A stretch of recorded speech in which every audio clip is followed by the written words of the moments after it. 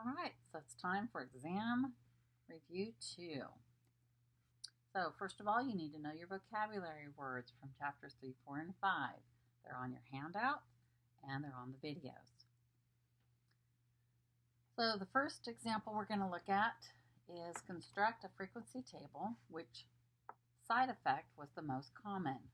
As part of a clinical trial, the drug devastatin citrate was administered in 5 milligram doses to 1,336 subjects as a rheumatoid arthritis treatment. Here are the numbers of the adverse reactions. 57 subjects had headaches, 21 had hypertension, 60 had upper respiratory tract infections, and 51 had nasopharyngitis, and 53 had diarrhea.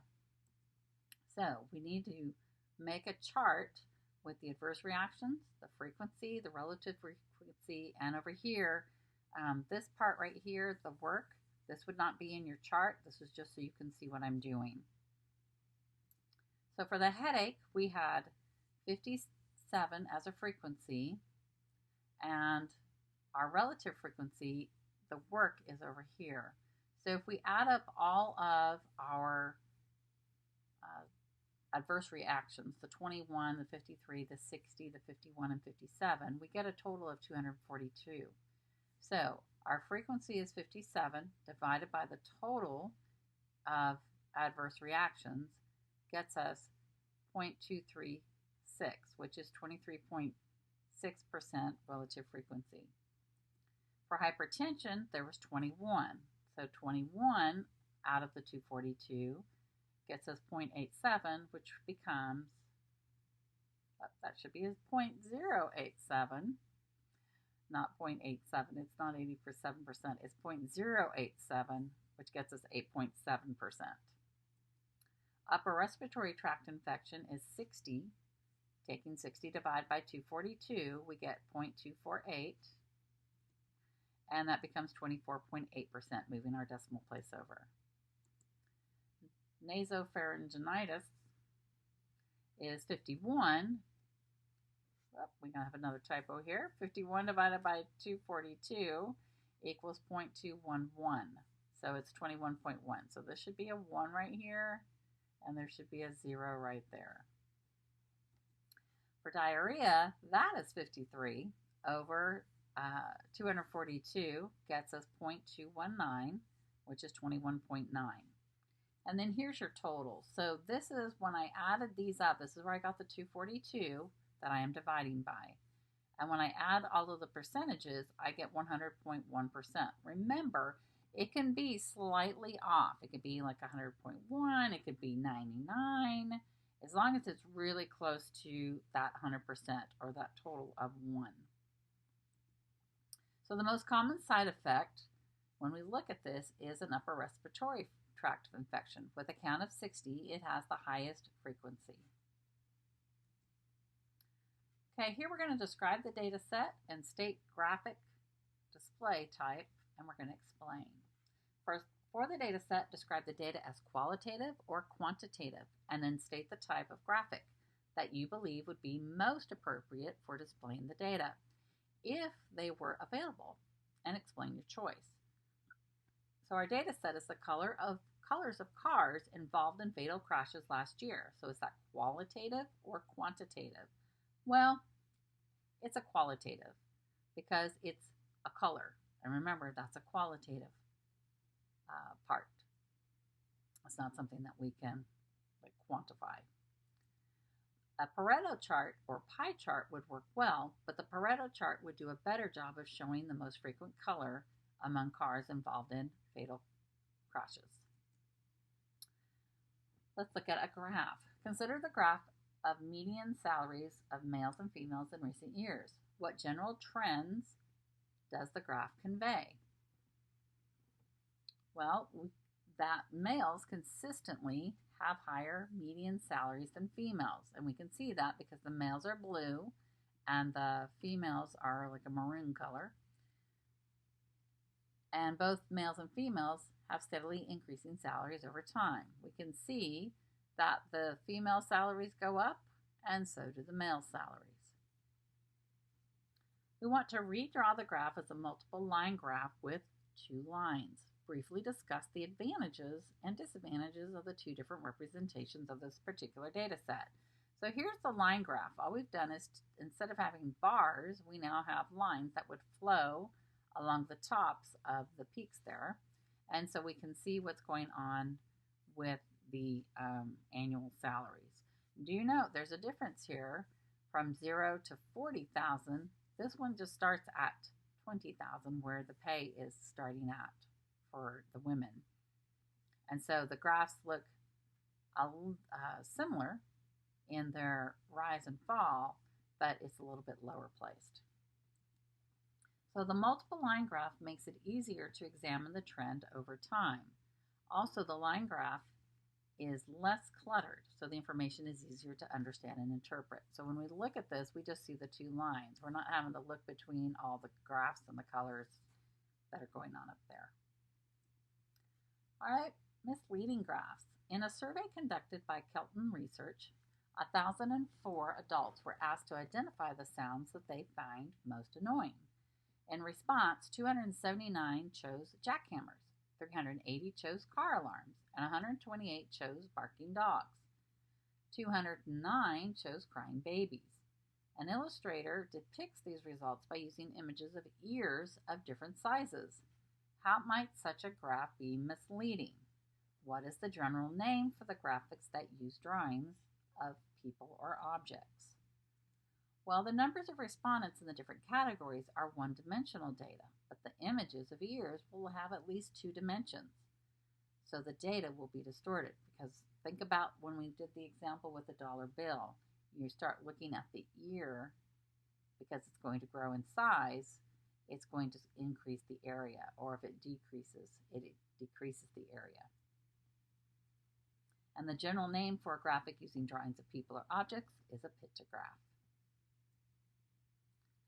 The states of Alabama, Alaska, Arizona, Arkansas, California, Colorado, and Connecticut have the following areas in square miles for land and water, with the areas listed in the same order as the states. So here are the areas, and these are the states. So this is Alabama, Alaska, Arizona, California, Colorado,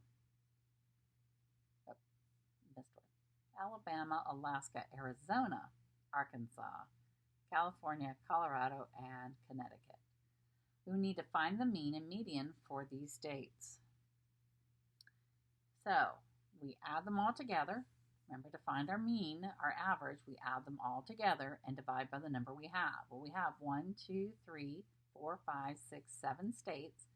So if I add the total and divide by 7, here is our total divided by 7, gets us 157,586. That is the mean. The median, remember, is the middle number. So we have 1, 2, 3 on this side and 1, 2, 3 on that side. Here's our median in the middle. Think about middle of the road, 104,100.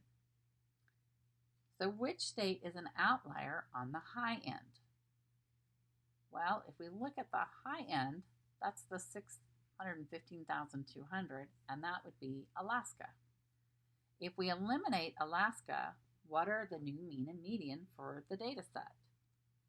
Well, if we take out, rather than add all the numbers back together, I took the total we had before and I subtracted out Alaska and divided by 6.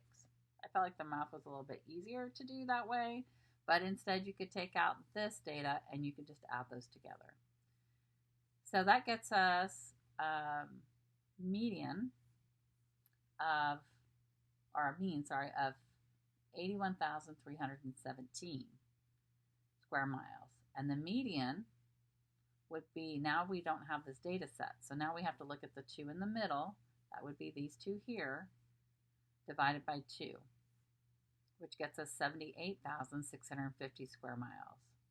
Well, which state is an outlier on the low end? When we come up here, we can even look as they're in order. It's the 5,500. Well, that's going to be Connecticut. So if we take out the low end, or Connecticut's, this is what we have. So again, we put Alaska back in, and we're just looking at the low end. So we took out the 5,500 and divided by 6. We get 182,933 square miles. The median, again, is going to be, so we're taking off this one. This will create our median right here with the two middle numbers, dividing by 2, and we get 109,050 square miles. Guess we forgot to label this one. A small company has 6 stockholders who vote on opening a new store. The number of shares owned and the vote of each stockholder are given in the table below. Does the new store receive a majority of the votes by shares?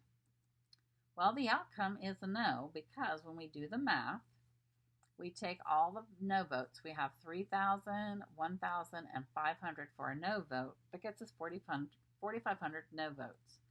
And if we add the yes votes of 1,000, 2,000, and 500, we get 3,500 yes votes.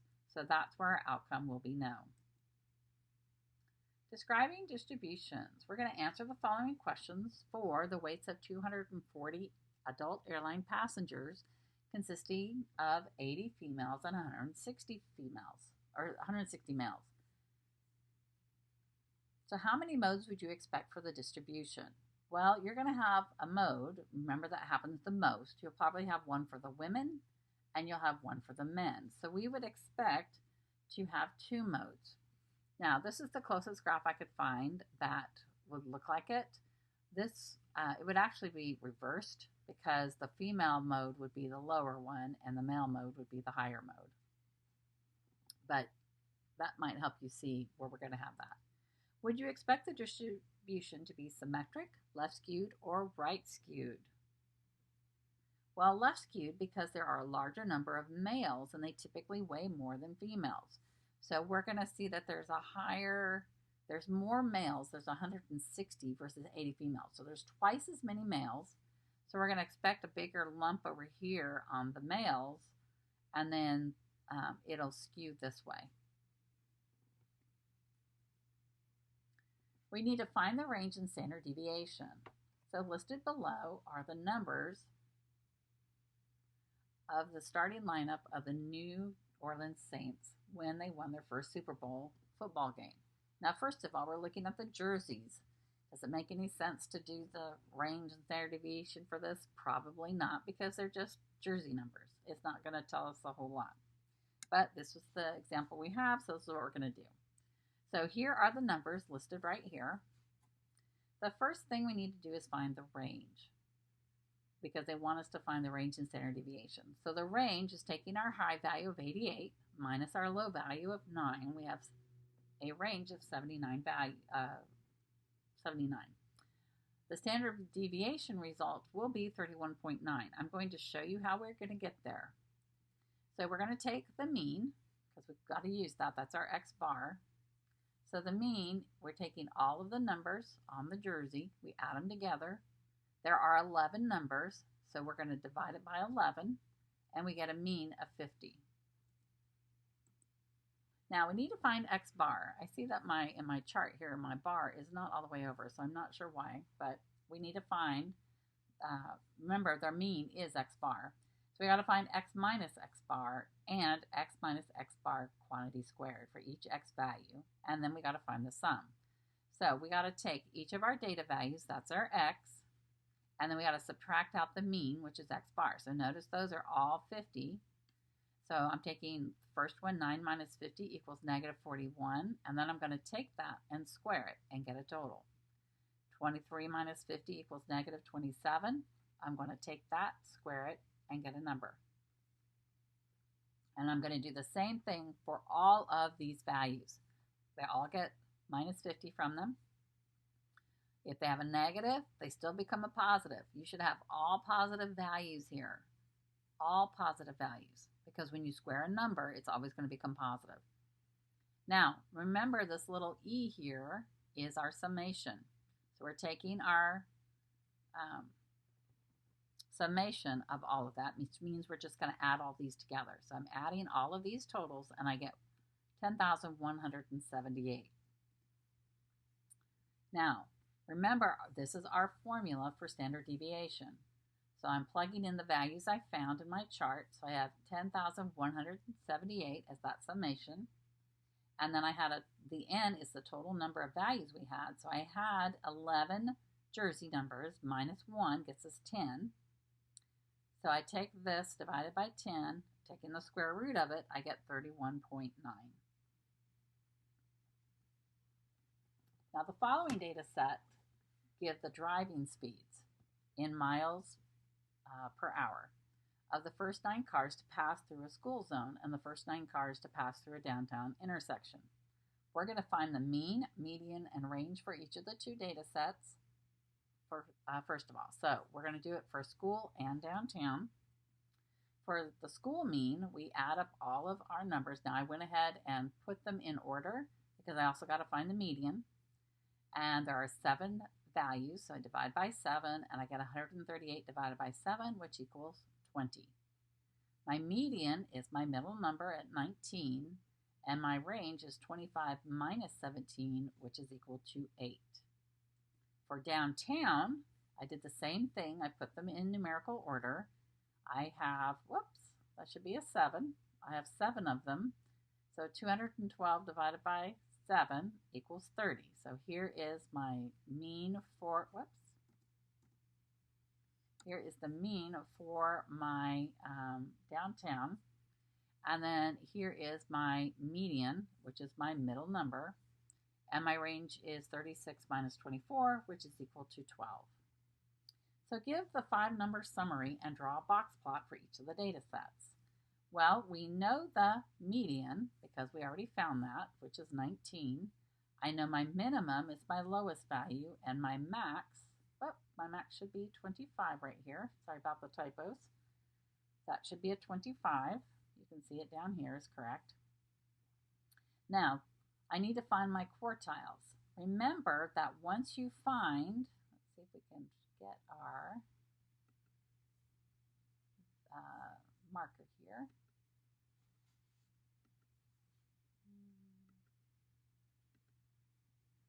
Not going to give it to me. All right, so once you know that this is your median right here, then what you do is you take the median of the ones below it. So in this case, I have 3 values, 17, 18, and 18. So my middle value then is 18. So that becomes quartile 1. On the other side of 19, I have 3 values. So my middle value of those 3 is going to be 21. And then I need to draw a box and whiskers plot. So you should label them as I have. I have my minimum, my maximum, my quartile 1, my median, and my quartile 3. And notice I've labeled the numbers. I have a number line down here, but I want to know for sure what those values are. I don't want to be guessing. So, and you don't have to draw this one necessarily down here. You just need to give me what this is. So 17, 18, 19, 21, and 25 are my values. Now I did the same thing for the for the downtown. I have my median of 31. I have my low number of 24 and my high number of 36. Now I need to find quartile 1 and quartile 3. So hang on, sorry about that. There it goes. So with this, in my 26 here is going to be from these 3 numbers here. I have 24, 26, and 29. And so my middle number, or my median of those, sorry, my finger keeps touching the trackpad. The 26 is my median of those 3, so it's going to be quartile 1. And then on the last 3, I have 31, 35, and 36. So my quartile 3 is going to be 35. And again, I wrote all of my values and I labeled them. You need to label them. Don't just do this. This is what we did in StatCrunch. But you can draw this out by hand, and I normally would. But in the situation that we have, I'm trying to do everything I can without going into the office. So, but here we have You just need to draw the box plot. And it just needs to be a sketch. It does not have to be a perfect little thing. All right, find the standard deviation for each of the data sets. So again, we're going to find x minus x bar squared for each x value, then find the sum for each data set. So x minus x bar squared, so that is our mean, is going to equal, or the summation we're going to find is equal to 28, and the summation of this is 116. So I did the same thing as I did on a previous problem. I took all of my data values and I subtracted what they are. Hang on one second. So my last data value was 25, so I think I have an oopsie here. So this should be a 25 here. If you're like, whoa, what's that? This should be 25 minus 20, which would be 5. It will change it slightly, but we'll just go with it. So if you make a little mistake like that on the test, it's like, you lose like a point. So it's okay. It's easy to make errors.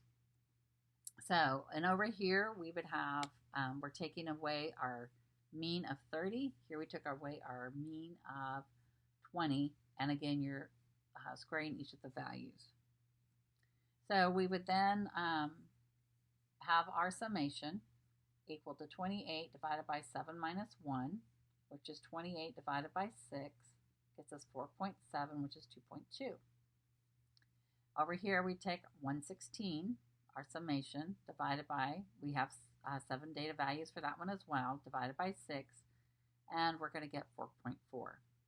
So we want to apply the range rule of thumb to estimate the standard deviation of each of the data sets. So the range rule of thumb, remember, and this should be 25. We take the high minus the low, and we divide it by 4. So if I took 25 minus 17, that would be 8. 8 divided by 4 would be 2, which would be more in line with what we have here. And then 36 minus 24 is 12. 12 divided by 4 would be 3. It's a little low in both cases, but it's okay. And I apologize for the error. I had changed one of the data sets and I thought I caught it in everything, but apparently I did not. All right, so the table below shows the batting averages of 2 baseball players in the first half, or the first 81 games in the second half of the season. Who had the higher batting average in the first half of the season and who had the higher batting average in the second half? Who had the higher overall batting average? So Josh had the higher batting average in each half of the season. So here's Josh. He had .333 and he had .5. So he had the higher ones in both halves of the season. Overall, Josh had 50 plus 35 hits, which is a total of 85 hits, and 150 plus 70 at-bats, which is a total of 220. So we take our 85 hits out of the total 220, and he gets .386 average. Now Jude had a total of 10 hits plus 70 hits, which is 80 hits, and he was at bat. 50 plus 150 is 200. So we take his 80 divided by 200, and he gets a .4 average, which is higher. So even though Josh had the higher average in each half, Jude had the higher overall average. All right, the figure shows a histogram for the body temperatures of 500 randomly selected adults. Is the distribution close to normal? Why or why not? Well, if we look at the bell curve of it, this one looks pretty distributed. The body temperatures vary above and below the mean by about the same amounts. So remember, when it's evenly distributed, it's got about the same below the mean and above the mean. So the distribution has one peak and it looks symmetric. Now if we look at the total area under the curve, consider the graph of the normal distribution, which gives relative frequencies in a distribution of men's heights. The distribution has a mean of 69.6 inches and a standard deviation of 2.8 inches. What is the total area under the curve? Well, if you recall that the total relative frequency for any data set must be 1 or 100%. The fact that the relative frequencies must sum to 1 becomes the condition that the area under the normal curve must be 1. Okay, let's go look at our 68, 95, 99.7 rule. Pulse rates for adult females are normally distributed with a mean of 74 beats per minute and a standard deviation of 12.5 beats per minute. Use the 68, 95, 99.7 rule to find the following values. The percentage of pulse rates less than 74 beats per minute. Well, half of the pulse rates are above the mean and half are below the mean, so that's going to be 50%. The percentage of pulse rates between 49 and 99 beats per minute. Well, 74 minus 49, because that's our mean, 74 minus 49 will equal 25, and 99 minus our mean is 74 equals 25. Well, if we take 25 and divide, because we got 25 for the answer for both, and divide it by our standard deviation of 12.5, we get 2. So they are both 2 standard deviations away from the mean, so by the rule, it's going to be 95%. The percentage of pulse rates between 61.5 and 86.5, we'll do the same thing and subtract the two numbers from the mean, or the mean from the numbers, and we get 12.5. Well, that is our standard deviation, so they're both 1 standard deviation away from the mean, so the rule is 68%. The percentage of pulse rates between 36.5 and 111.5 beats per minute.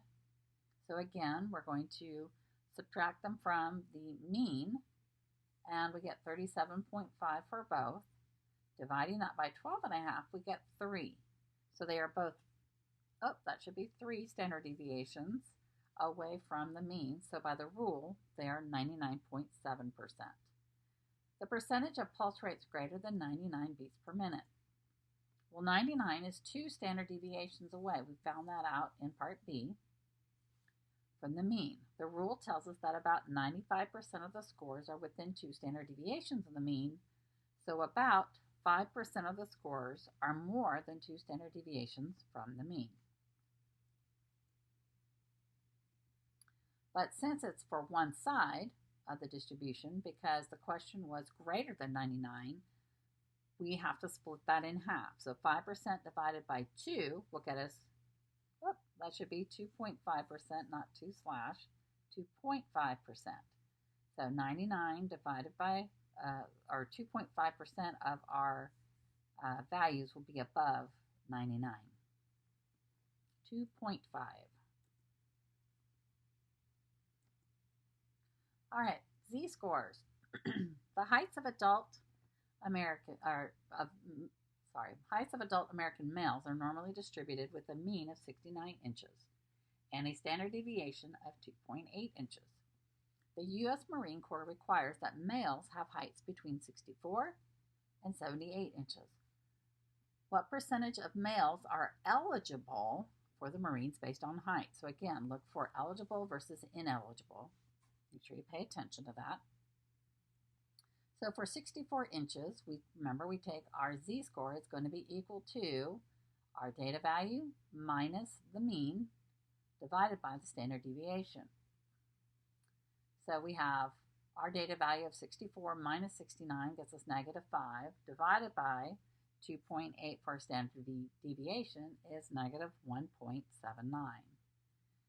And then for 78 inches, we have 78 minus 69, which is 2 divided by 2.8, gets us 9 divided by 2.8, which is 3.21.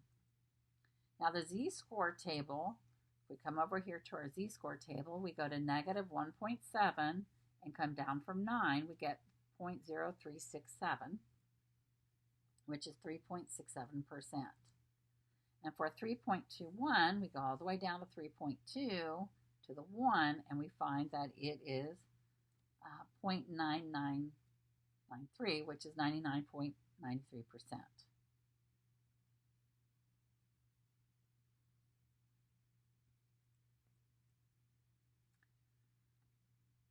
So 99.93% minus the 3.67% gets us 96.26% of all males are going to be eligible for the Marines based on their height. So in this case, because we're looking at eligible, we are taking those two parts to find what's in the middle between them to find out how many are eligible. Be sure and study for your exam.